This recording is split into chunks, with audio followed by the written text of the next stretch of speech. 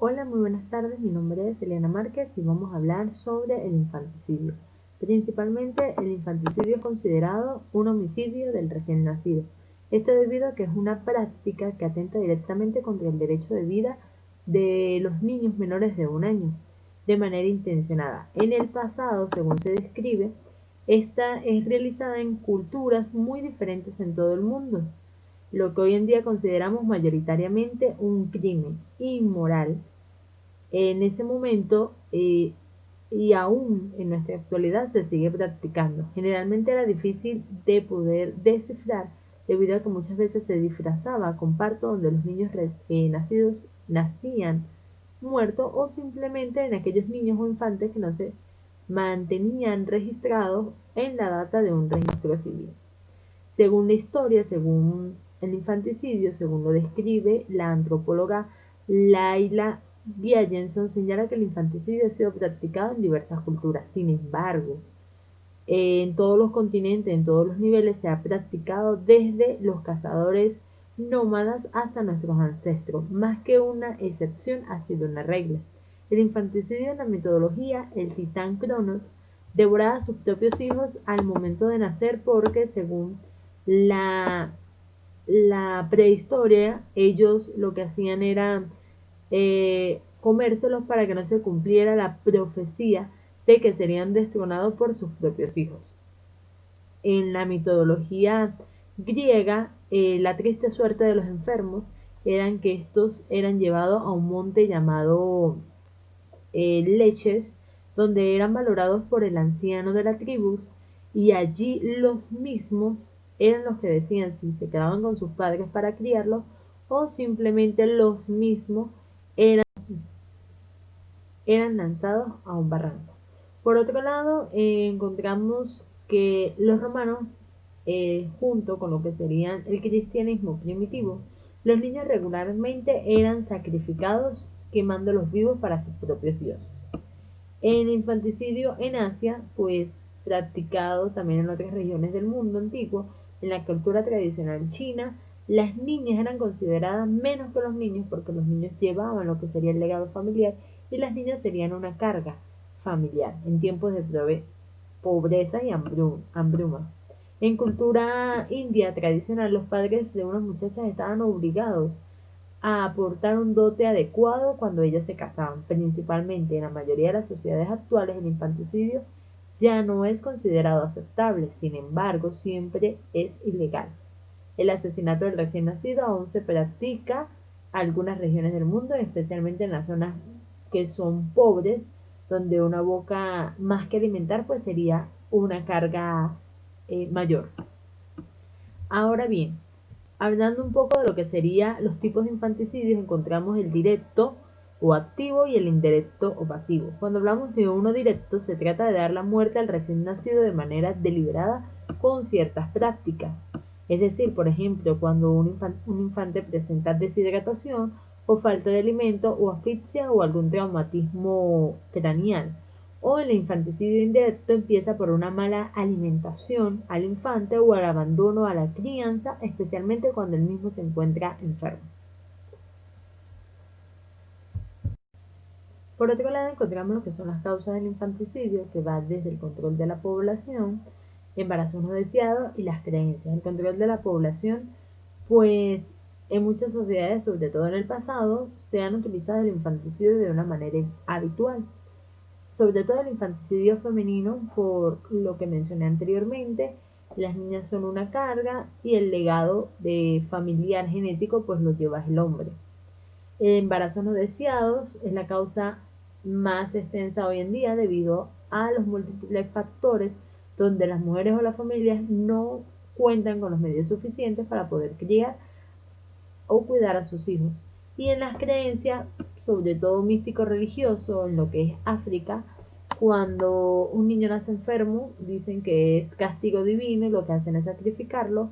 Cuando es un embarazo gemelar, sacrifican al segundo que nace o simplemente lo donan a otra familia. Y cuando también se presenta en el caso de los que son los niños albinos. Por otro lado, según el Código Penal de Venezuela, principalmente lo que abarca es de los delitos contra las personas en el artículo 407, en el que intencionalmente haya dado muerte a alguna persona será penado con un presidio de 12 a 18 años. En el artículo 13, cuando el delito previsto en el artículo 407 se haya cometido en un niño recién nacido, no inscrito en el registro civil, la pena será de un cuarto o de la mitad, según lo establecido en el artículo 407. Y hay que tener en cuenta una serie de elementos, los cuales van a ir reunidos simultáneamente. ¿Cómo serán los siguientes? Como por ejemplo que el niño haya nacido vivo, que sea un recién nacido, que la muerte haya sido provocada voluntariamente y que los hechos estén condicionados por móviles de honor. Sin embargo, debemos tener en cuenta, a pesar de estos elementos que son fundamentales, las dosimancias. Las dosimancias son unas pruebas médicas forenses para la investigación y el diagnóstico. Encontramos las dosimancias respiratorias y no respiratorias. Cuando hablamos respiratorias, las vamos a clasificar aquellas que son propias del pulmón o son extrapulmonares. Cuando hablamos que son propias del pulmón, son modificaciones que se presentan en la entrada de aire atmosférico, las cuales pueden ser unas dosimancias pulmonares, hidroestáticas, ópticas o visuales, o aquellas histológicas del pulmón. Cuando hablamos extrapulmonares, nos vamos a referir gastrointestinal y sobre todo pleural. Y no respiratorias, vamos a ver que son la vida extrauterina, modificaciones de lo que sería el crecimiento, el equilibrio endocrino, el cactus sudáneo, el contenido intestinal y la milinización del nervio óptico. Debemos tener en cuenta a su vez que el infanticidio es una realidad mundial, la cual se caracteriza porque es un negocio próspero en China. No es más que un método brutal de planificación familiar. Va a ser próspero lo que sería en China, en la India y en la República de Corea. Según estadísticas de la ONU 2007, porque no se llevan estadísticas fiables, es un desequilibrio en la cantidad de habitantes de uno u otro género.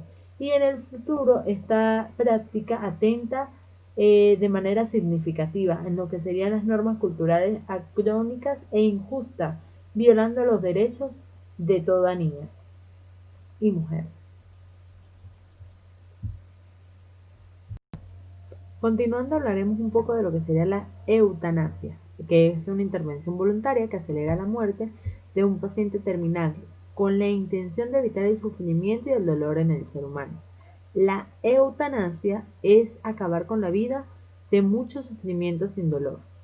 Es un procedimiento voluntario, intencionado, estudiado y consciente que realiza un médico para acelerar la muerte del paciente, previamente estudiado por el enfermo o familiares, quienes planean la intervención.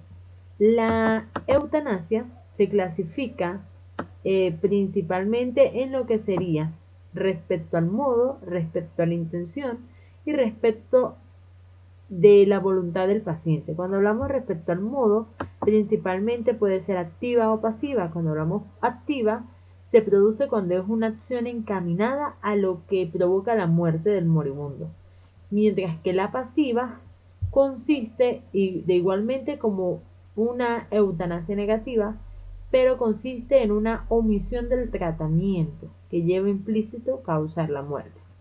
Respecto a la intención, cuando hablamos que es una intención previamente directa, es la realización del acto en el que forma la deliberación que provoca la muerte. Esta se pretende con un fin de búsqueda intencional. Y cuando hablamos de que es indirecta, pues es la acción en que la muerte o la abreviación de la vida resultan como efectos secundarios. Y respecto a lo que sería la voluntad del paciente, hablamos de que puede ser voluntaria o no voluntaria. Voluntaria que se realiza a instancia o voluntad propia del enfermo. Y cuando hablamos de que no es voluntaria, es el sentido contrario, que se practica sin contar con el consentimiento del mismo. Entonces, por otro lado, la eutanasia y los suicidios eran bastante comunes o frecuentes en lo que serían los pueblos primitivos. El gran filósofo Hipócrates se opuso rotundamente a lo que sería la eutanasia, porque señaló que así como los médicos tenían el poder de curar, también podrían matar. Y es por eso que señaló el juramento hipocrático que permitió en la medicina proteger al paciente vulnerable. Señala, y no daré ninguna droga letal a nadie, aunque me la pidan, ni sugeriré un tal uso, y del mismo modo tampoco a ninguna mujer daré presario abortivo, sino que a lo largo de mi vida ejerceré mi arte pura y santamente.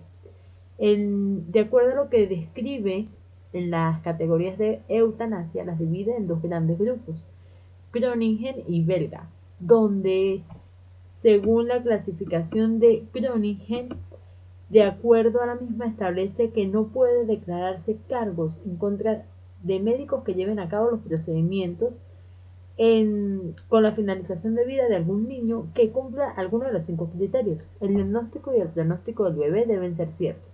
El bebé debe estar experimentando un sufrimiento insoportable y sin esperanzas. Al menos un médico independiente debe confirmarlos. Ambos padres deben estar de acuerdo con su consentimiento y el procedimiento de determinación debe realizarse de acuerdo a la norma médica aceptada. Además, neonatos y niños que puedan considerarse candidatos al procedimiento. Debe tenerse en cuenta lo siguiente: que ningún niño sin posibilidad de supervivencia que probablemente muera poco después de su nacimiento, incluso si reciben la mejor atención médica y quirúrgica disponible. Anexo a eso, niños que se mantienen con cuidados intensivos pero que tienen un mal pronóstico, y los niños que tienen pronóstico sin esperanza, principalmente. Por otro lado, según lo describe la categoría de Bélgica, localizó o legalizó principalmente lo que fue la eutanasia en adultos en el 2002, y tal como la regulaba en ese momento. Y en el 2014, la ley de eutanasia hizo que fuera legalmente permisible para los menores. El sufrimiento físico puede ser válido para los menores, y el sufrimiento físico y psicológico es un razonamiento plausible para lo que considera de acuerdo a los adultos. Las disposiciones de esta enmienda de la eutanasia en el 2002 establece las diferencias entre la ley de aplicación tanto en adultos como en menores, así mismo como lo describí anteriormente. Espero que haya sido de su agrado. Muchísimas gracias.